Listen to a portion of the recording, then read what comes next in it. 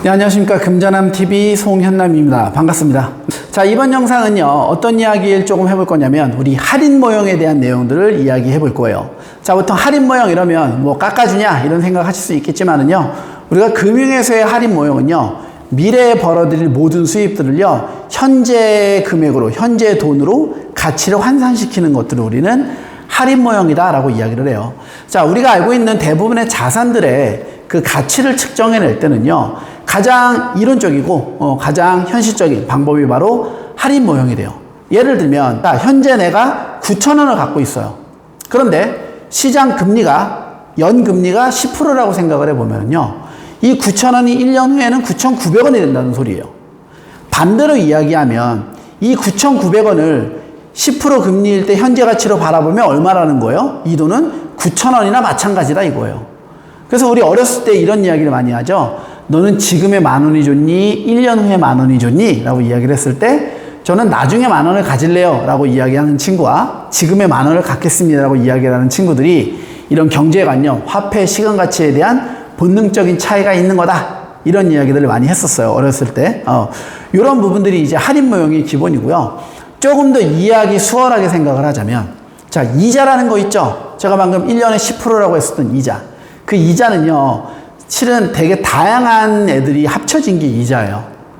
근데 크게 두 가지로만 딱 나눠보면요, 첫 번째는 내가 돈을 쓰고자 하는 욕망이 있죠. 지금 갖고 싶은 욕망이 있어요. 그런 것들을 포기하는 대가 하나가 있을 거예요. 우리는 그것들을 기회비용이라고 표현하기도 해요. 그리고 또 하나는 은행도 아무튼 간에 망할 수 있기 때문에 그 은행이 부도날 수 있는 확률에 대한 리스크에 대한 보상, 이런 것들이 합쳐지는 게 일반적인 이자다라고 생각하시면 될 것 같아요. 이해돼요? 네. 그런 이자들을 우리가 어떤 자산이나 물건의 가격을 결정하는 핵심적인 이론이 된다는 거예요. 쉽게 생각해 볼까요? 자동차를 사요. 내가 차를 샀는데 차를 3년 정도 차면 차값이 뭐 반토막 난다, 감가가 된다, 이런 이야기를 하잖아요. 그때 그 감가되는 요인들을 우리가 한번 보는 거예요. 금리의 요인들도 있을 수 있고요, 차에 인기도 영향을 미칠 수가 있죠. 왜 그래요? 자동차는 순수한 금융자산으로 볼 수 없기 때문에 정형화되어져 있지 않잖아요. 이 선호도가 있기 때문에 선호에 의한 감가가 더 커지는 거예요, 금리에 의한 감가보다. 하지만 연금리가 5%라고 생각을 했을 때 그냥 달리로 계산을 해도 3년이면 15%의 감가는 생겨야 된다는 거예요. 차값이 예를 들어 30%가 빠졌는데, 야, 나 3년밖에 안 탔는데 내 차 가격이 30%가 빠졌어 라고 이야기를 했을 때에는 반대로 이야기하면 금리가 5%면은 15%는 금리 때문에 빠진 거예요. 그러니까 금리보다도 적게 차값이 떨어지는 애들은 이 차 자체에 대한 가치 방어가 되게 좋은 거죠. 갑자기 자동차 얘기로 넘어갔네요. 네. 이런 게 이제 할인 모형의 핵심이 된다고 생각하시면 될 것 같아요. 자, 그러면 이제 조금 더 본격적인 이야기 나눠볼게요. 그렇다면 주식의 가격, 내가 A라는 주식 살 건데 이 A 주식 오늘 얼마에 주고 사면 좋을까요? 라는 이야기를 한다면 마찬가지로 방금 이야기했던 것처럼 금리에 대한 감가를 고려해야 되겠죠. 그런데 이때 그 금리라는 게요, 우리가 은행에다 넣었을 때는 통하지만 주식시장에서는 금리가 통하지가 않죠. 왜 그랬어요? 이것도 기억 안 나시면 앞에 영상 돌려보세요. 제가 요구 수익률 CAPM 설명했던 영상으로 되돌아가서 보셔야 돼요.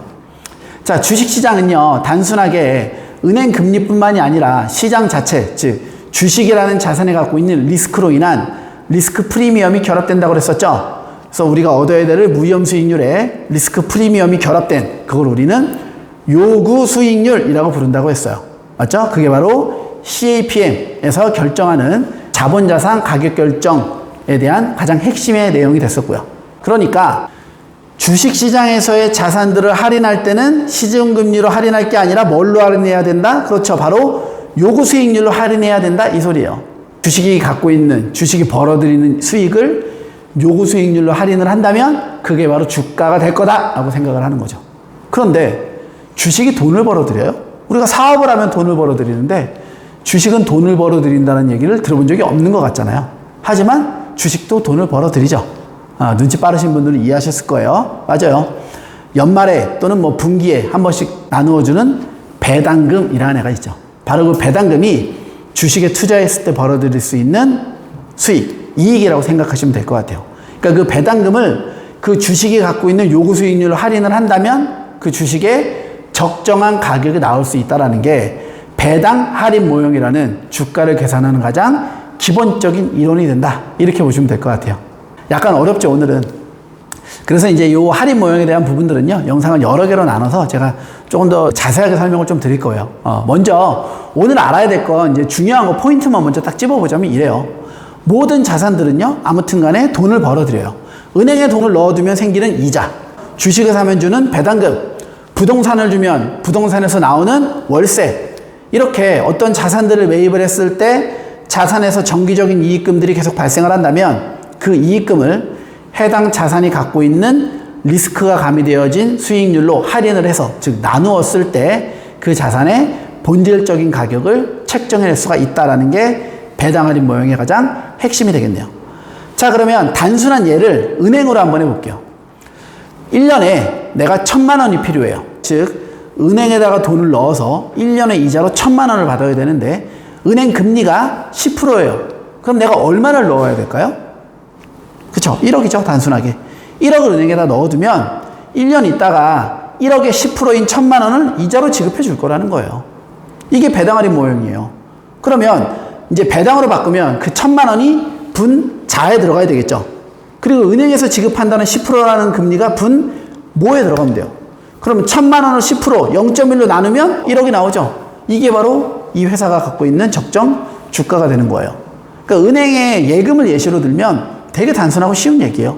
그러니까 내가 1억짜리를 어떤 주식을 1억에 산다면 이 1억짜리 주식은요, 금리가 10%일 때 나한테 연말에 1,000만 원을 줄 수 있으면 얘의 가치는 1억짜리 주식이야, 이렇게 본다는 거예요.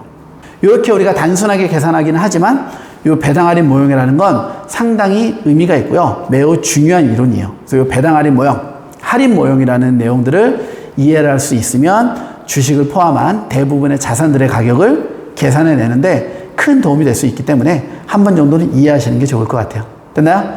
자, 다음 영상은요, 배당 할인 모형에 대한 부분들 조금 더 디테일하게 들어가 볼게요. 여러 가지 방법들이 있기 때문에 그래요. 이번 영상 여기까지 해서 마무리하도록 하겠습니다. 수고하셨습니다.